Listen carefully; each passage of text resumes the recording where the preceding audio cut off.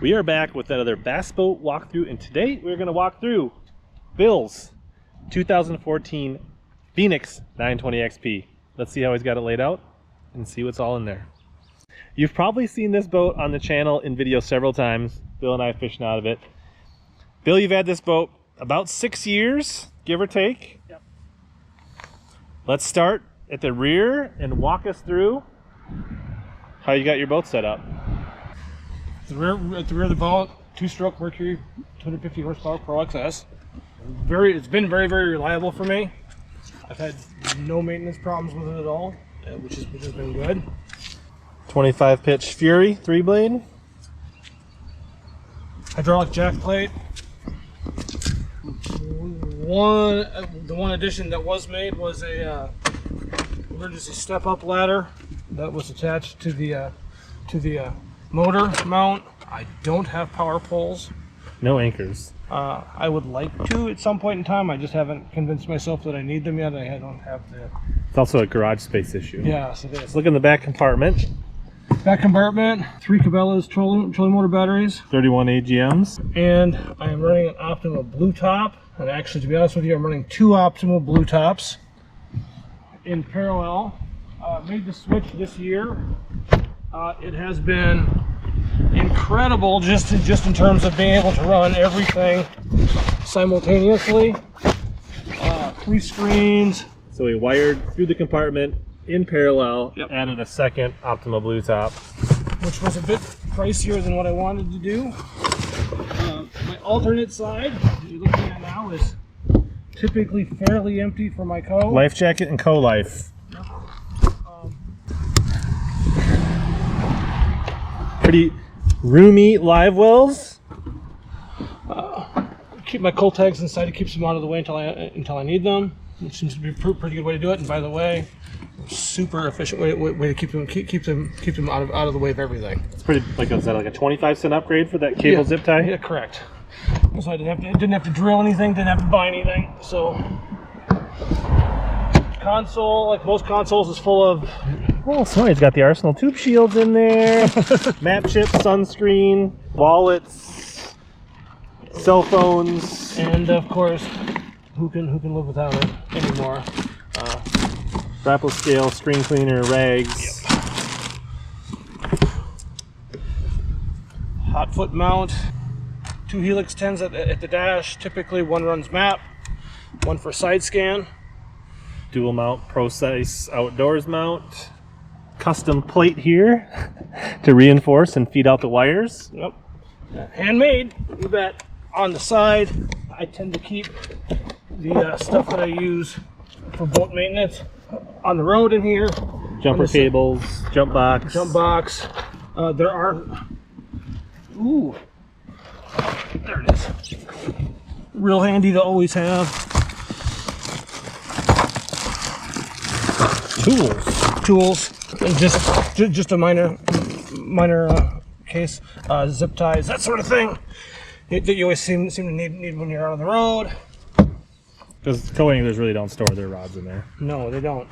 Co-anglers do have a top-mounted storage system with a pull tie, which is handy. One of my favorite aspects of the Phoenix boat is net storage. Net storage is here. Real handy. Put a rubber net on because I prefer not to rub off slime coat. It does make it harder to store though. That's weird because I didn't think you liked rubber. Ouch. 2 other small boxes for additional things. Glue and maintenance, and then there's additional storage underneath. I tend to keep things like batteries and the controller for my Ultrex.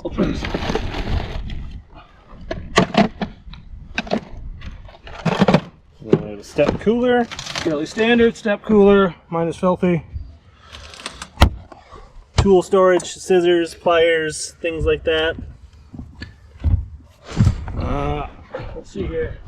To the left, right.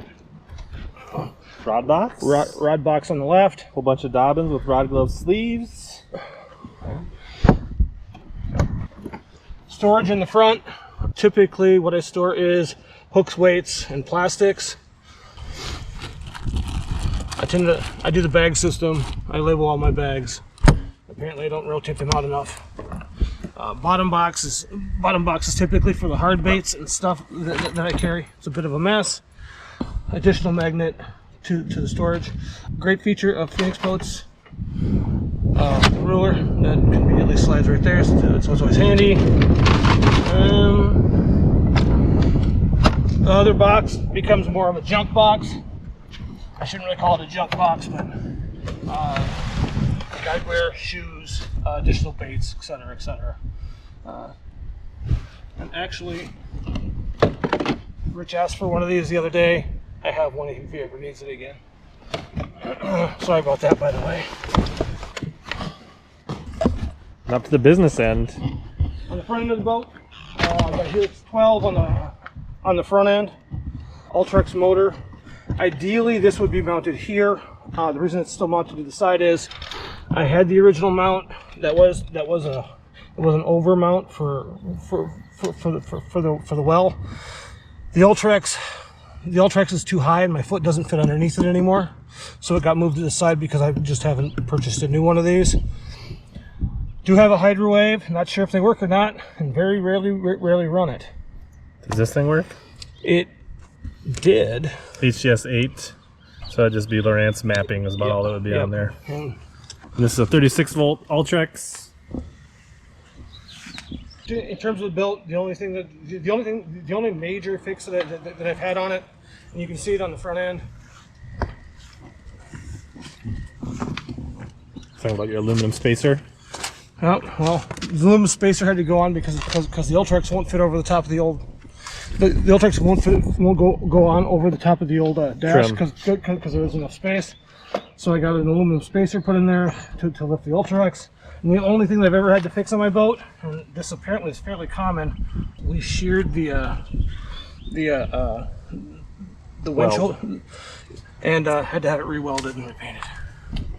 So this is basically Bill's setup. He mainly fishes club tournaments, Bass Nation stuff, Prior Lake hook setters, and that's his setup. And this boat does low to mid 70s pretty easily. Load in. It does low to mid 70s. Had it over 80 last summer. Okay, so mid to upper. Bill rarely drives it that fast, but this boat scoots.